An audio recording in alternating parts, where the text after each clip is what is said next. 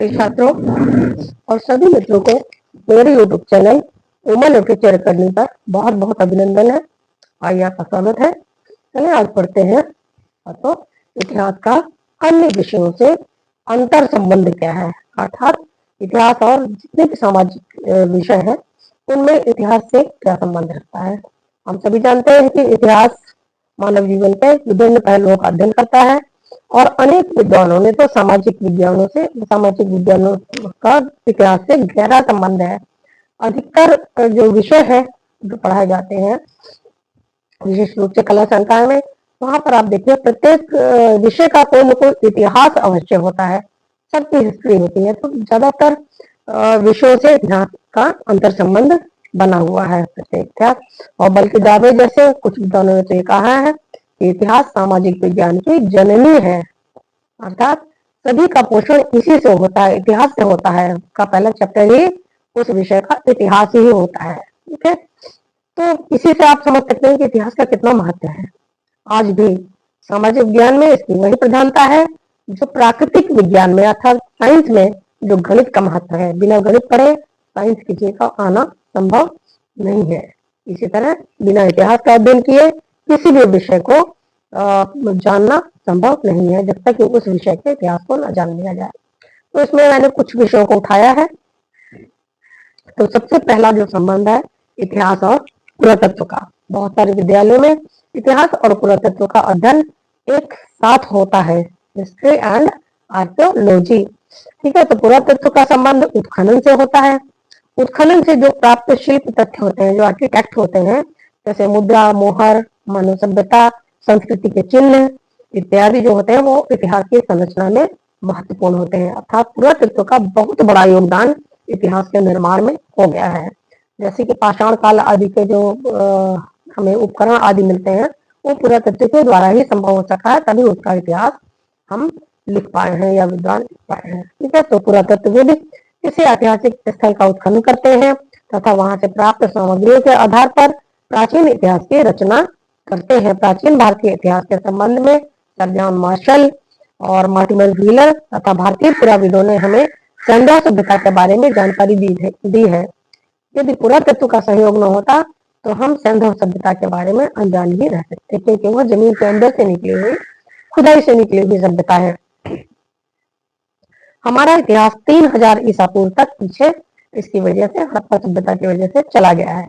अशोक की जो राजाज्ञाएं थी, जो एडिक्ट थे, वो भी भारत के विभिन्न भागों में हमें प्राप्त हुए हैं। पुरातत्वविद जेम्स प्रिंसेप ने अशोक के अभिलेखों को पढ़ा है। अगर वो न पढ़ते तो हमें उस ब्राह्मी लिपि का जो अशोक के टाइम की थी कभी ज्ञान न हो पाता और हम इतने बड़े महान राजा के इतिहास से वंचित रह जाते। तो ये यहाँ पर पुरातत्व का देखिए कितना महत्व है इतिहास के लिए। इसके पहले हम लोगों को अशोक के बारे में बहुत कम जानकारी थी। अनेक पुराविदों ने मौर्यकालीन स्मारकों का पता लगाया है। पुरातत्व विशेषज्ञों ने पुरालेख अध्ययन द्वारा न केवल भारत बल्कि अन्य देशों में भी ये किया है। इस तरह से पुरातत्वविदों ने भारतीय इतिहास को समृद्ध किया है, बढ़ाया है। तथा पुरातत्व और इतिहास में हम कह सकते हैं एक बहुत गहरा संबंध है। ठीक है, अब सेकंड नंबर पे आता है इतिहास और नृविज्ञान। नृ का अर्थ होता है मनुष्य या मानव विज्ञान। तो नृविज्ञान या मानव विज्ञान जो होता है वह मानव की प्रजातियों का अध्ययन करता है। तो इसके अध्ययन से इतिहासकार यह कहने लगे हैं कि भारत एक प्रजातीय अजायब घर है, अर्थात वहां पर बहुत सी प्रजाति के लोग रहते थे और रहते हैं। भारत में विभिन्न नृजातीय लोग रहते हैं। आर्य या अनार्य या द्रविड़ का अध्ययन नृविज्ञान भी करता है, उसका यह एक प्रमुख विषय है। और जर्मनी में हिटलर यहूदियों का शत्रु था, उसने बहुत सारे यहूदियों को मरवाया था। ये भी देखिए एक प्रजातीय हिंसा का उदाहरण है।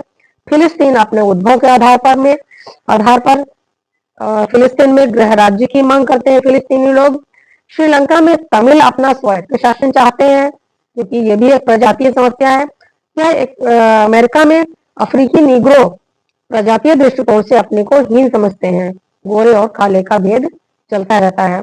तो नृ जातियों के प्रजातीय अध्ययन से अनेक ऐतिहासिक तथ्यों का पता चलता है और उनके समस्याओं के समाधान में भी मदद मिलती है।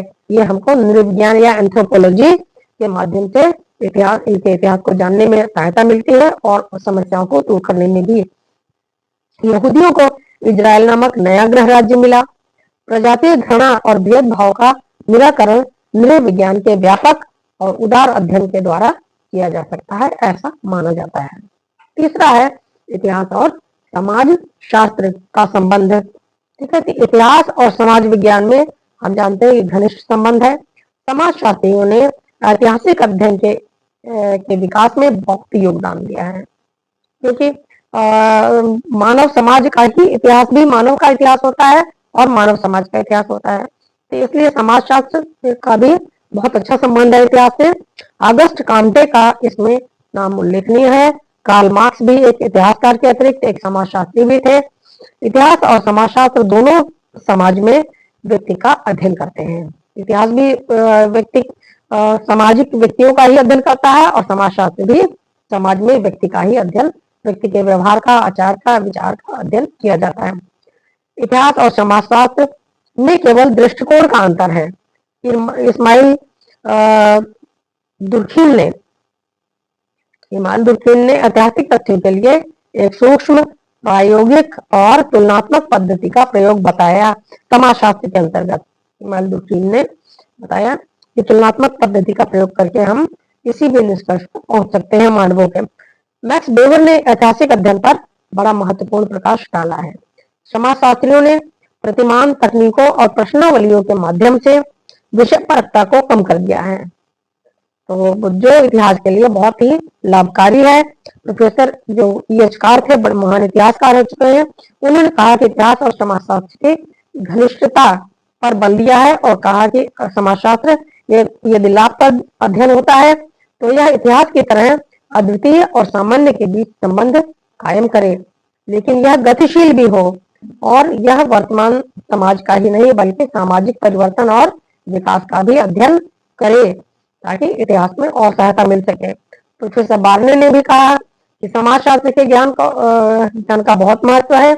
इतिहास भी सामाजिक समूहों के आर्थिक, राजनीतिक, सैनिक, धार्मिक संस्थाओं आदि का अध्ययन करता है। समाज शास्त्र में भी इनका अध्ययन होता है और इतिहास में भी इनका अध्ययन किया जाता है, इन शाखाओं का। अतः इतिहासकार के लिए समाज शास्त्र के प्रारंभिक सिद्धांतों की जानकारी बहुत आवश्यक होती है। जब वो समाज शास्त्र के सिद्धांतों को जान लेता है तो उसे इतिहास लिखने में निश्चित रूप से कुछ सहायता अवश्य मिलती है। अब आते हैं इतिहास और अर्थशास्त्र पर। अर्थशास्त्र विषय से देखिए इतिहास का किस तरह से गहरा संबंध है। समाज में व्यक्ति की गतिविधियां अर्थ से ही संचालित होती हैं, अर्थ अर्थात धन से। अतः इतिहासकार को अर्थशास्त्र के प्रारंभिक सिद्धांतों से अवश्य ही परिचित होना चाहिए। आजकल तो आर्थिक इतिहास पर विशेष जोर दिया जाने लगा है। अतः इतिहासकार अब आर्थिक इतिहास की रचना करते समय आर्थिक उपकरणों का प्रयोग करने लगे हैं। कोई भी इतिहासकार 20वीं शताब्दी के इतिहास की रचना करते समय क्षतिपूर्ति, 1920 से लेकर 30 ईस्वी के आर्थिक संकट, न्यू डील आदि की उपेक्षा नहीं कर सकता है। अर्थात मानव समाज में जब नई डीलें आई, आर्थिक संकट उत्पन्न हुए, तो कोई भी इतिहासकार उसकी उपेक्षा नहीं कर सकता। उसे यह बताना ही पड़ता है, ये लिखना ही पड़ता है कि समाज में कब कब कैसे आर्थिक संकट आए, कब उन्नत अवस्था थी और कब गिरी हुई अवस्था थी। तो इस तरह हम देखते हैं कि अर्थशास्त्र से इतिहास का गहरा संबंध है और इसमें हम कौटिल्य अर्थशास्त्र को अर्थशास्त्र में भी पढ़ा जाता है, राजनीति में भी पढ़ा जाता है, इतिहास में भी पढ़ा जाता है कौटिल्य को। अब आते हैं इतिहास और राजनीति विज्ञान। इतिहास और राजनीति में घनिष्ठ संबंध है। इस पर प्रकाश डालते हुए प्रोफेसर सीले का कहना है इतिहास मूल है और राजनीति शास्त्र उसका फल है। अर्थात इतिहास अगर जड़ है तो राजनीति जो विज्ञान है वह उसका फल है। इसी तरह प्रोफेसर एक्टन का कहना है कि राजनीति की मुख्य धारा इतिहास ही है। यह नदी के बालू में स्वर्ण कण के समान है। इतिहासकार और राजनीतिक सिद्धांतों के ज्ञान के अभाव में ऐतिहासिक घटनाओं का सही मूल्यांकन नहीं कर सकता। यदि उसको राजनीतिक घटनाओं का सही पता ना हो तो वो कैसे इतिहास ठीक से लिख सकता है। इसी तरह वह राजनीतिक संस्थाओं के ज्ञान के अभाव में भी राजनीतिक संस्थाओं का इतिहास नहीं लिख सकता है। इतिहास और राजनीति विज्ञान में इतनी घनिष्ठता के कारण ही अभी हाल तक अमेरिका और इंग्लैंड के विश्वविद्यालयों में राजनीति और इतिहास का अध्ययन अध्यापन एक ही विभाग द्वारा होता था। अब तो अलग अलग विभाग हो गए, इतिहास विभाग अलग है, राजनीति विभाग अलग है, लेकिन अभी तक दोनों का साथ साथ ही अध्ययन किया जाता था। किंतु अब समाजशास्त्र की तरह राजनीति भी एक स्वतंत्र विषय बन गया है। पहले राजनीति विज्ञान को इतिहास के अंतर्गत ही पढ़ाया जाता था। राजनीति के विद्वान अब जनमत पर जोर देने लगे हैं कि जनता क्या कहती है, बहुमत क्या है, जनता की इच्छा क्या है, इस पर जोर देने लगे हैं। भविष्य में इतिहासकार के लिए यह महत्वपूर्ण अध्ययन का स्रोत बन जाएगा। भविष्य में इतिहासकार निर्वाचन परिणामों में सही अनुमान लगा सकते हैं कि जनता किसको चुनती है, राजतंत्र को, लोकतंत्र को, किसको क्या चुनाव करती है वो। तो इसका भी इन परिणामों का जो होगा उसका सही अनुमान भी इतिहासकार लगा सकता है। इसी तरह राजनीति के विद्वान के लिए इतिहास का जानना बहुत आवश्यक है, इतिहास का ज्ञान आवश्यक है। दोनों एक दूसरे पर अन्योन्य आश्रित हैं। इतिहास ज्ञान के अभाव में राजनीतिक विद्वान भी अच्छा प्रदर्शन नहीं कर सकते हैं, इसलिए दोनों को एक दूसरे का अध्ययन, राजनीति के विद्वान को इतिहास का अध्ययन और इतिहास के विद्वान को राजनीति विज्ञान का अध्ययन अवश्य ही करना चाहिए। अब आता है इतिहास और भूगोल। इतिहास और भूगोल का भी बहुत ही घनिष्ठ संबंध है छात्रों। आप देख लीजिए, जो भौगोलिक परिस्थितियां होती हैं वो विश्व में कहीं पर भी हो, अपने भारत को ही ले लीजिए, तो जो भौगोलिक परिस्थितियां यहाँ की थी उन्हीं को देखकर अगर हिमालय हमारा ना होता उत्तर में, तो आप समझ लीजिए कि हमारा पूरा उत्तर भारत, तो लगभग आधा उत्तर भारत बर्फ से ढका हुआ ही होता, क्योंकि तब साइबेरिया से आने वाली बर्फीली हवाएं उसे बर्फ से पाट देती। मानसून का भी कहीं ऐसा पता न होता, कहाँ चला जाता मानसून, कब उठता मानसून, कहाँ उठता, कुछ पता नहीं चलता। आज इसी के वजह से टकराकर मानसून उत्तर की तरफ न जाकर हिमालय से वापस लौटता है और हमें वर्षा ऋतु पानी बरसते हुए जाता है और चक्रवाती बारिश के रूप में भी हमारी जमीन को उपजाऊ बनाता हुआ चला जाता है। तो भौगोलिक अवस्थाओं का इतिहास के निर्माण में बहुत बड़ा योगदान रहता है, ये कर सकते हैं। भूगोल का भी अपना इतिहास होता है कि पृथ्वी की संरचना, सूर्य चंद्रमा का, तारों का अध्ययन करना, सब कुछ। तो भौगोलिक अवस्थाओं का असर पृथ्वी पर और मानव के इतिहास पर भी अवश्य ही पड़ता है। हमारे खैबर और बोलन दर्रे खुले हुए थे, पश्चिमोत्तर दर्रों के खुले के कारण बहुत सारे लोगों को हमारी उपजाऊ जमीनें देखकर लालच आया और उन्होंने बहुत सारे आक्रमण किए। हमारा देश बहुत समय तक इन आक्रमणकारियों का सामना भी करता रहा। जैसा कि हम जानते हैं कि तुर्क आए, मुगल आए, मुस्लिम सेनाएं आई और बहुत से राजवंशों ने या अनेक बाहरी आक्रमणकारियों ने, हुण आदि के आक्रमण प्राचीन काल में हुए और आधुनिक काल में तो अंग्रेजों ने भी, क्योंकि वो यूनान की तरफ हम देखते हैं कटे फटे समुद्र हैं, उनकी भौगोलिक स्थिति अलग है, वहां कृषि का बहुत कम विकास होता है, ज्यादातर नावों से अर्थात व्यापार आदि से वो अपना काम चलाते हैं।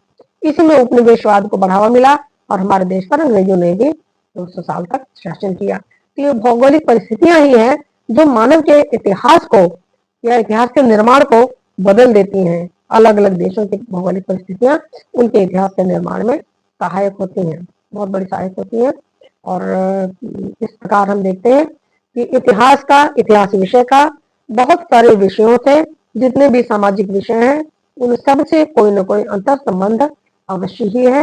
आपको समझ में आ गया होगा कि प्रत्येक विषय में कहीं न कहीं अंतर संबंध बने रहते हैं और जिसके कारण वह एक दूसरे पर आश्रित होते हैं।